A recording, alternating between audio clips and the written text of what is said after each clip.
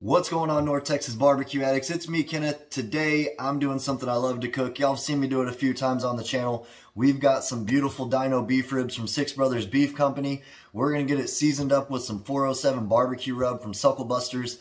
These had such amazing flavor when they turned out, guys. Tender, juicy, amazing. As always, we've got that NTBA 10 code. It'll get you 10% off your total purchase at Six Brothers Beef. Check them out. Without talking about it too much, let's go ahead and get to cooking. Alright, y'all, so we've got our dino beef ribs right here from Six Brothers Beef. I already trimmed it off camera to speed up the process. We're going to use a little bit of a binder today. Some of the I can't believe it's not butter before we get it seasoned up. Not a ton, it doesn't take a lot. And if you don't want to use a binder, you can skip that process as well. But we are going to spritz with this a little bit while we're cooking today, so I figured why not get going with that. We're going to use this seasoning from Suckle Busters, 407 barbecue right here, the Farm Road. The information down below in the description box for that. Nice Texas flavors. 407 is a restaurant in my area, about an hour away. So we're going to go on pretty heavy with this stuff so we can get us a good bark on these ribs. We're going to be doing the snake method on the Weber. Got the initial coals starting up right now. We're going to, like I said, have the snake method rolling, so you only need a few to get that cooking so we stay at a nice temperature. And we're going to be using some hickory wood chunks for our smoke flavor. That's what we're looking like right there. I'm going to season up the rest of this rack of ribs, and I'll see y'all at the smoker. Alright, y'all, we're out at the Weber, and I mentioned we were doing the snake method. This is what I meant right here. We're going to stagger some wood chunks in there. We're using hickory like I mentioned. I'm going to save this big guy for the end.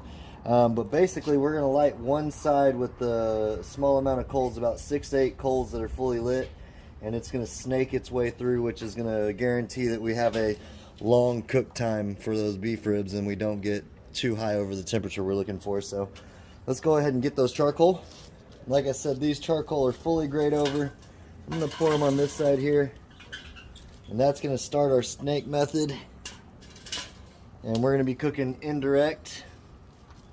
Excuse my reach there. We're going to be cooking indirect, which means we're going to have our beef ribs over here. Let me go snag those.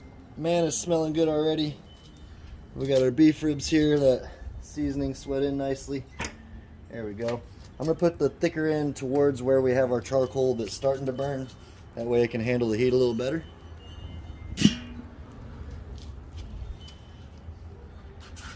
Let's get our lid on with our vent over our beef ribs. I've got it about halfway open right now, and we'll see how we're running with temperature and adjust it accordingly. But this is going to be a fairly long cook. We're going to let these roll for about 3 hours before we wrap them, and we're going to spritz maybe in about an hour and a half, 2 hours with that can't believe it's not butter.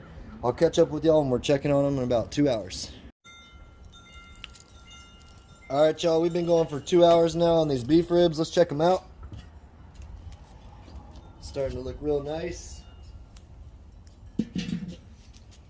Our bark's not completely set yet, so we're not going to go ahead and spritz at this point. We'll just let it keep riding. I did go ahead and cut that big old chunk into smaller pieces so we can use it a little bit better. We're going to go ahead and add that in right there where our coal's burning at. We'll put one right there in the middle. That's what it's looking like, though. Again, we're at 2 hours in on our cook. We're getting a nice smoky color. You can't see it over here, but this bone is starting to pull back, so we're doing exactly what we want to.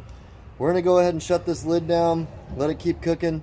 I'm going to check on it, I'd say in an hour again, and I'd say probably at that time is when we're going to spritz it with that butter.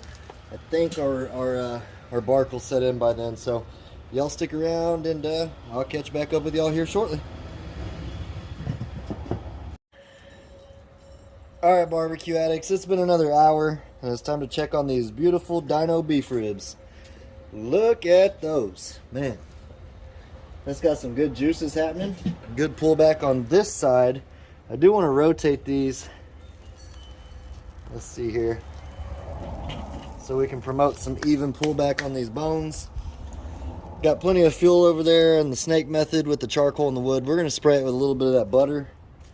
Or I can't believe it's not butter that we used as a binder in the beginning. Not a ton, because we do want our bark to set even more still. We're gonna let that ride for about 45 more minutes, and then we're gonna go ahead and cover it. We're gonna put it in a pan, wrap it in some foil, and finish it up. This is looking beautiful though. I'm happy with the way it's looking. If y'all could smell this, y'all would understand what's going on today, y'all. So snag y'all some beef ribs if you get a chance. I'll check back with y'all in 45 minutes. All right, y'all, so it's been about an hour later. I did spritz it one more time since the last time we saw you. I didn't mention I wound up opening that exhaust all the way for the whole cook 30 minutes into it just to get some good even airflow rolling. So that's what we're looking like right here. It's time to get them in the pan. I'm gonna spray them one more time. Got a good bark set on it, good color, smelling awesome. There we go. Before we get it in the pan, I figured I'd spritz it one more again. There we go. That's what they're looking like. Nice color on that bark. Good pullback, like I said. We rotated them around so we could get even pullback on the bones. That's what we got. So I'm going to cover these in foil and finish them up. And next time I see y'all, they will have rested for an hour or so. And we're going to cut into them and give them a try and see how that 407 barbecue rub turned out. All right, guys, y'all stick around. So these rested for about an hour after finishing to about 205 degrees internal. They got a beautiful bark on them, extra juicy. They smell great. Let's go ahead and cut into them and see how we did. They're definitely tender. You want to make sure you rest them because that's going to allow them to absorb all those juices back, and that makes them extra juicy and extra tender. Just a better overall experience when you rest them like that. If you don't rest them, they're going to be tough. So there we go. Those are looking really nice. Let's take y'all up close. Check that out. Beautiful smoke ring, nice bark on it. All right, guys, let's give this a taste. Just like that, guys, we got us some beautiful dino beef ribs, completely juicy. There's only one more thing to do after you spend all day on some beef ribs like that, and that's to give it a try. Completely tender. Look at that. Nice smoke ring. Cheers, y'all. That's what you want. Taste that hickory smoke. That 407 barbecue rub is really a Texas style flavor. They put a beautiful bark on our beef rib. I highly suggest y'all give these beef ribs a try. Get you some, have some fun with it, throw it on your smoker. We used the Weber kettle today, and we maintained a temperature around 300 degrees and probably got down to about 230 towards the end and cooked them to 205 degrees internal. Appreciate y'all for stopping by. Until next time, peace! Y'all keep on barbecuing. I'm gonna get me some beef ribs.